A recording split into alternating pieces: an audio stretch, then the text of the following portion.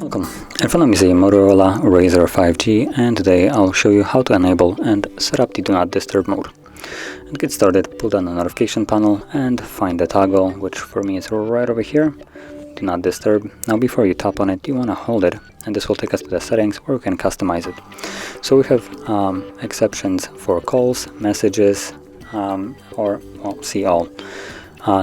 In see all we also have calls and messages.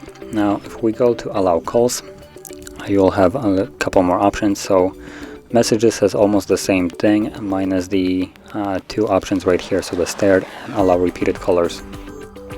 And when you tap on it, it gives you an option to either allow calls or messages from anyone, contacts, favorite contacts, or no one at all.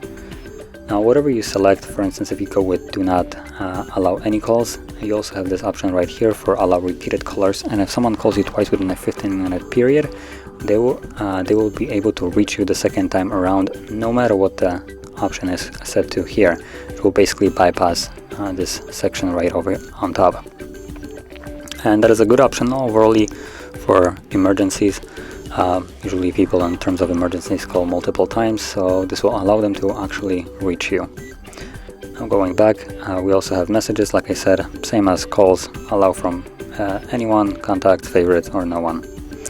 So select whichever one you want, and then you also have some kind of different reminders and alarms, just overall sounds. So alarms, media sounds, touch sounds, reminders, and events. If you don't want some of them, just disable them. If you want them, then enable them. And then if we go back, we have also restrict notifications, so just an option for how notifications appear on your display, so we can completely remove them from showing up on your screen.